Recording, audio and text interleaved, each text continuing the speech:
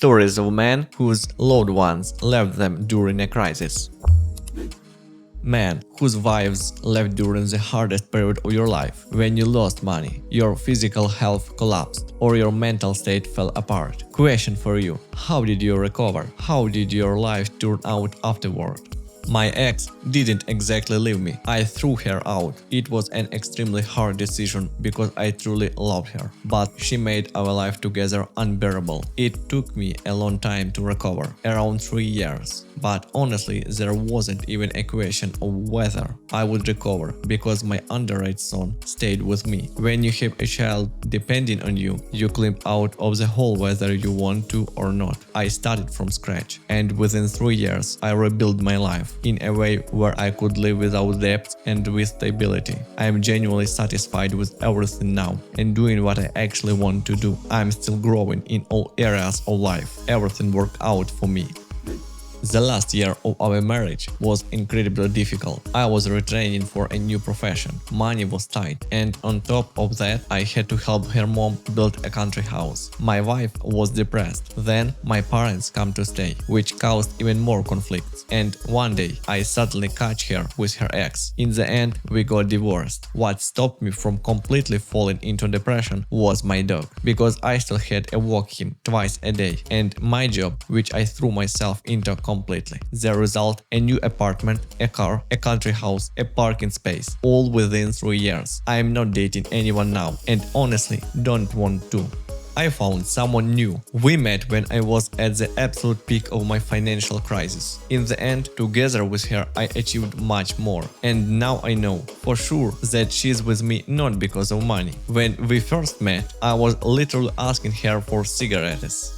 Still in the process. It's been almost 2 years since the breakup. What helped me was therapy sessions with a psychologist, antidepressants, sports, absolutely mandatory. Dear, if you have to, but still go train, work, a lot of work, hobbies, meeting friends, even when you don't want to. And most of the time you really don't want anything at all, except to just disappear. About 8 years ago, everything was extremely difficult. Then I caught her cheating. I left. It was painful and hard. Plus, there were 2 little kids whose happiness I still had to care about. What helped me was family, the warmth of people around me, hard work and sports. I don't regret anything. Was it hard? Sometimes I literally wanted to hide from the pain, but eventually the pain passed, and what came instead was an understanding of my own value and a clear sense of what I truly want and what is completely unacceptable for me. It may sound cliché, but the darkest night really does come before dawn. Now everything is good. For us guys, it's really hard to share things like this, so thank you. Meanwhile, women's streets feeds are completely filled with relationship complaints. They're always the victims.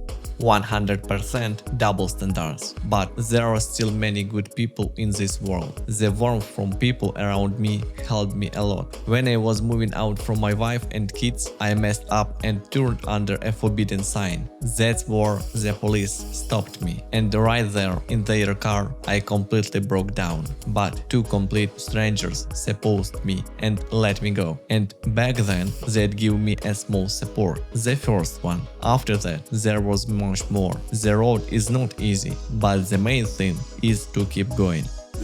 Still haven't recovered. I am at rock bottom. I don't know what to do, but at least I saw how rats run from a sinking ship, going through coward because of a false accusation. I go to the gym every day, pray, cry. I hope and believe that I'll get through this. Brother, you're in a really hard situation. That's exactly why I started this raid. Look, you're not alone in this. A lot of men fighting and struggling for their lives too. Thank you, brother. Just walk through the streets. Watch how life keeps going. It really helps distract you from all the shit. And just live. Find something you wanted to do for a long time. And if you can, do it. So it wasn't my wife who left me, but my girlfriend. I was in a codependent relationship, dissolved in her completely, and paid a very high price for it. After 15 months, I can say what helped me. A psychiatrist helped prescribe antidepressants and tranquilizers. I walked around like a vegetable, without emotions. Then I turned to friends, and trips to the mountains and nature helped a lot. I remembered that I used to love numismatics, billiards, and analogy, and returned to my hobbies. Now I live in one-room apartment with a mortgage. Didn't quite my hobbies. Walk a lot, listen to music, and try to go into nature at every opportunity. It became a kind of meditation for me. Now even alcohol no longer causes nostalgia or the desire to write to her or get her back. I just started living the way I want, quietly, calmly, without rushing anyway. Like they say, I have myself and together we'll handle this. If my story helped someone, I'll sincerely be glad. Good job for sharing this.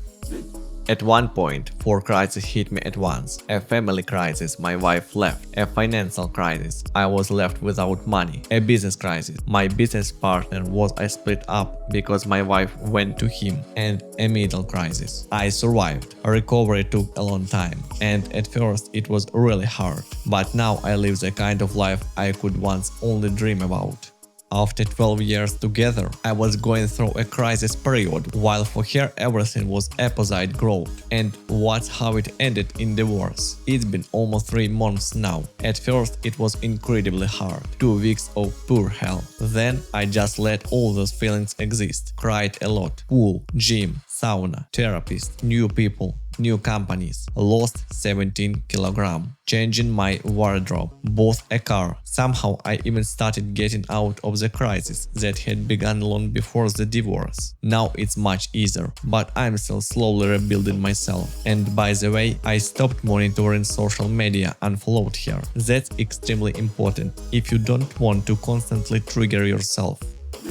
Yeah, it's been 10 years. Married for the second time now. 3 kids working my ass off. 10 years ago it felt like my life was over. The main rule in moments like that: don't lose your self-respect. No matter how hard it gets. Difficult times pass sooner or later. But if you stop respecting yourself, that stays with you for much longer.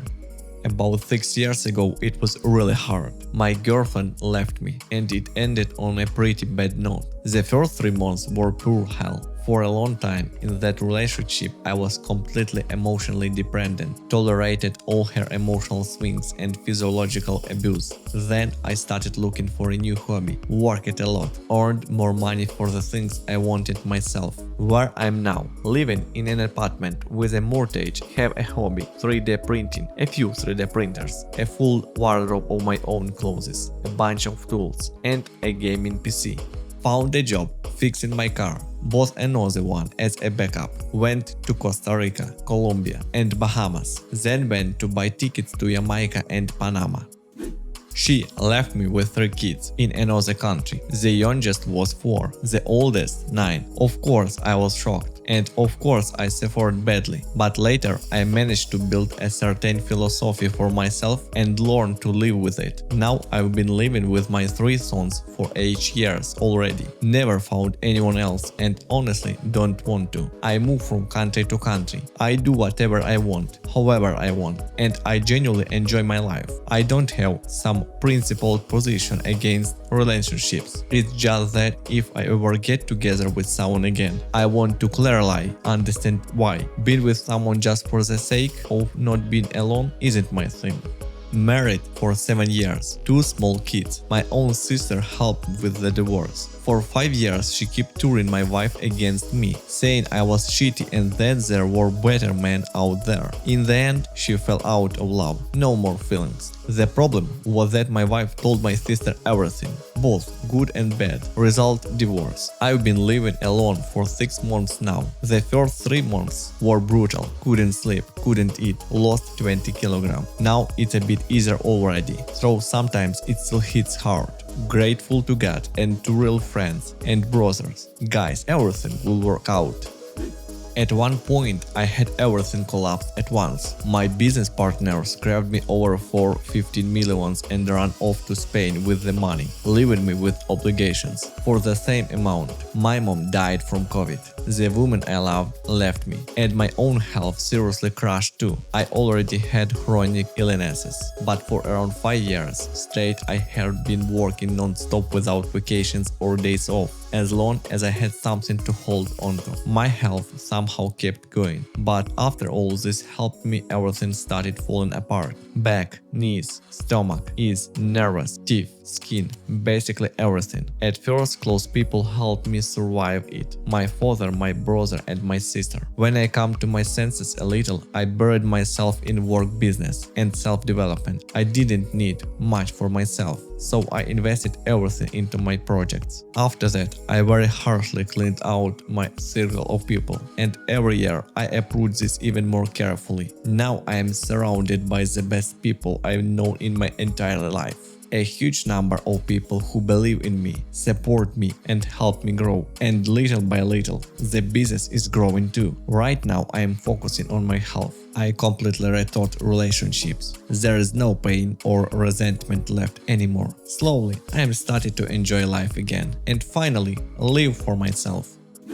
No wife, but a year and a half ago I went through almost the same thing with my mom. I brought her from Donetsk to Belgium 4 years ago. I made a great renovation in the apartment when she lives. Even pushed clients away for 2 months. Bought everything she needed, appliance, clothes, because she arrived with just 1 bag. Every week I came over with treats, helped her with all the documents, wrote to her every day so many feelings. People looked to our photos and saw, oh, so sweet.